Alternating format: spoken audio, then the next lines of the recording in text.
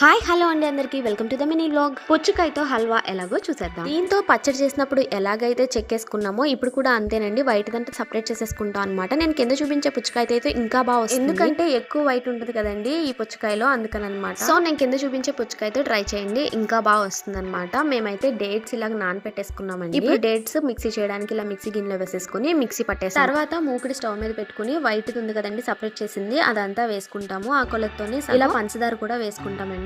ఇంకో సగం ఇలా డేట్స్ వేసుకుంటాం అనమాట. వేసుకుని స్టవ్ వెలిగించుకుని ఒకసారి మొత్తం కలుపుకోవాలండి. అదే డేట్స్ పంచదార పుచ్చకాయ మొత్తం కలిసేటట్టు అనమాట. తర్వాత ఇలాగా మిల్క్ పౌడర్ ఉంటది కదండి అది వేసుకున్నాం అనమాట. ఇక్కడ మిల్క్ పౌడర్ వేసుకున్నాం కదండి, దానికి బదులు పాలు కూడా వేసుకోవచ్చు అనమాట. కాసేపటికి పుచ్చకాయ ముక్కల నుంచి వాటర్ వస్తాయండి. వాటర్ వచ్చి ఇలా మగ్గుతూ ఉంటుంది అనమాట. లేదంటే వాటర్ రాలేదంటే మనం వాటర్ వేసుకోవచ్చు. మగ్గిపోయిన తర్వాత కొంచెం నెయ్యి వేసి అటు ఇటు తిప్పామండి. ఆ తర్వాత డ్రై ఫ్రూట్స్ నేతిలో వేయించి పైన గార్నిష్ చేసాం. అదండి పుచ్చకాయ హల్వా అయితే రెడీ అయిపోయిందండి. ట్రై చేయండి, ట్రై చేసి ఎలా ఉంది ఏంటి అనేది కామెంట్ చేయండి. Don't forget to subscribe to my channel. Thank you so much. Bye.